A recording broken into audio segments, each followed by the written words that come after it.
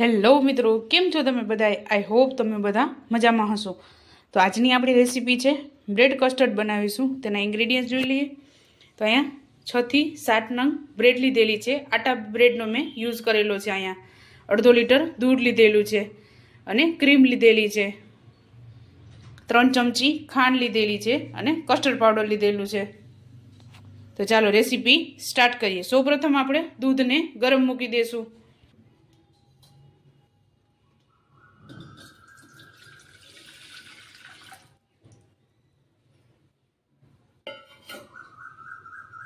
ત્યારબાદ ખાંડ એડ કરશું. દૂધ ગરમ થાય છે ત્યાં સુધી આપણે કસ્ટર્ડ પાવડરને ઓગાળી લેશું.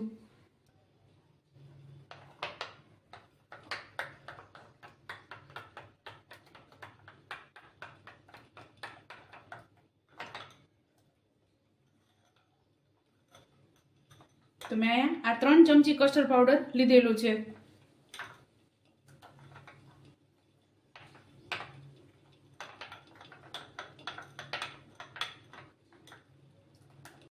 આપણું દૂધ ગરમ થાય છે ત્યાં સુધી આપણે બ્રેડનું કટિંગ કરી લેશું.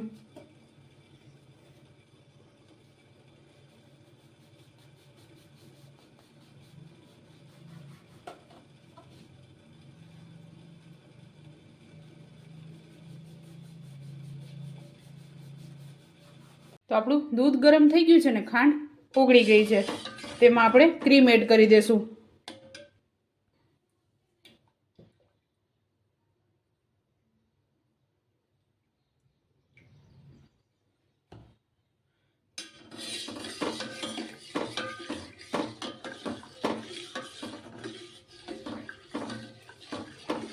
ત્યારબાદ આપણે કસ્ટર્ડ પાવડર એડ કરી દઈશું.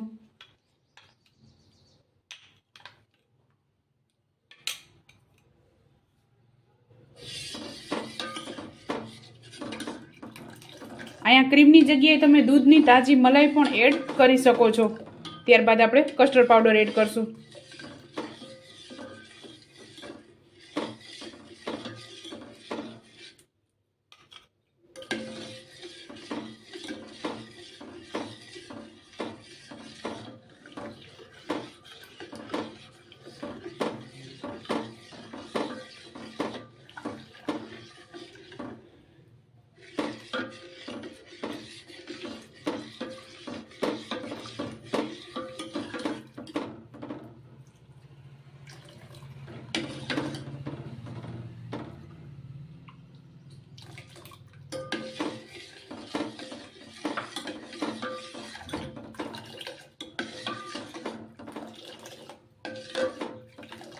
તો આપણે દૂધ ઘાટું થાય ત્યાં સુધી આને ઉકળવા દેશું. તો દૂધ ગરમ થાય છે ત્યાં સુધી બ્રેડનું કટિંગ કરી લેશું. જે બાઉલમાં આપણે સેટ કરવાનું છે તે જ બાઉલમાં આપણે બ્રેડને નીચે રાખી દેશું.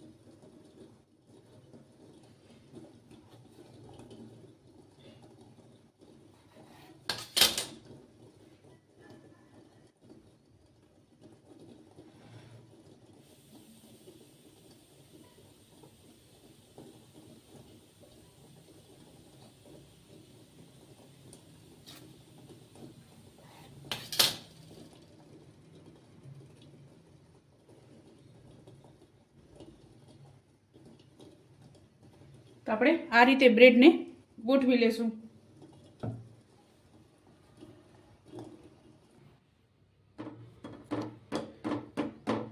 તો આપણું દૂધ ઘાટું થઈ ગયું છે, તો આપણે એને એક બાઉલમાં કાઢી લેશું.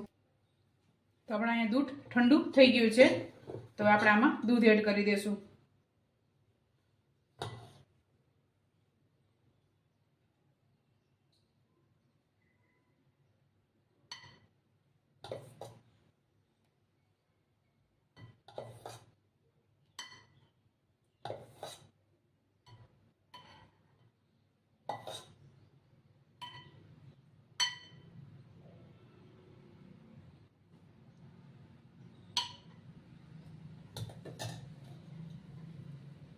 ત્યારબાદ આ બ્રેડ ગોઠવી દઈશું.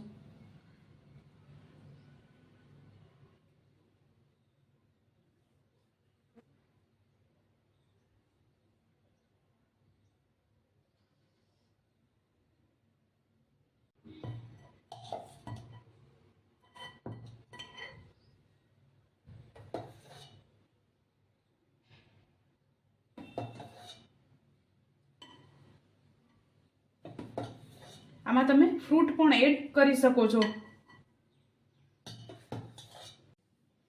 તો આપણે એને થોડીક વાર ઠંડુ થવા દેશું, બહાર જ ઠંડુ થવા દેશું. ત્યારબાદ આપણે એને ફ્રીજમાં 2 થી 3 કલાક માટે મૂકી દઈશું. આ ઠંડુ થાય છે ત્યાં સુધી આપણે ડ્રાયફ્રૂટનું કટિંગ કરી લેશું.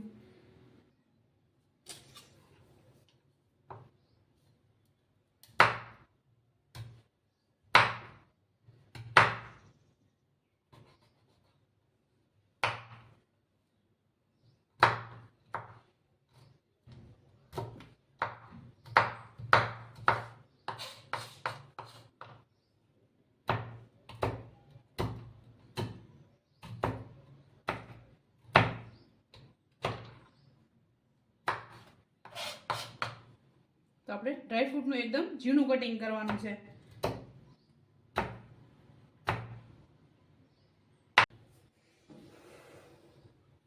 તો આપણે આ ઠંડુ થઈ ગયું છે, તો એમાં આપણે ડ્રાયફ્રૂટ એડ કરશું.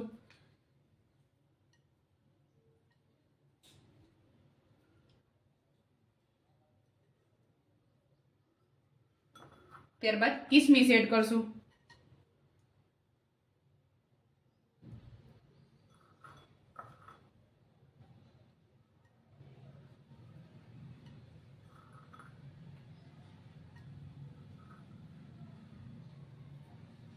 ત્યારબાદ સ્વીટ જેલી એડ કરશું. આપણે ફાલુદાની સ્વીટ જેલી આવે છે તે અહીંયા મેં લીધેલી છે.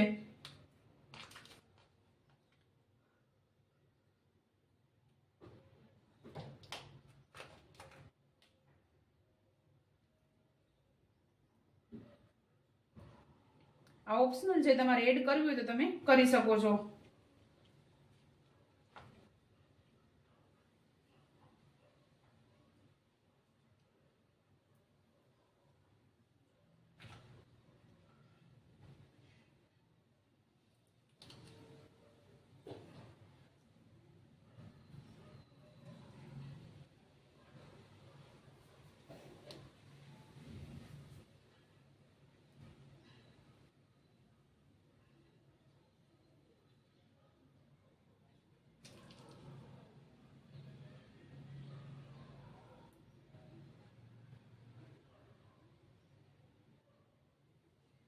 તો આપણે આ રીતે ગાર્નિશિંગ કરી લેશું.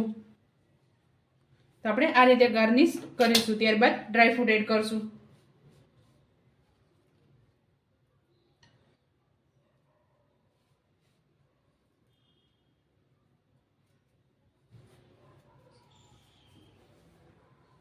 ત્યારબાદ આપણે ક્રીમ એડ કરશું.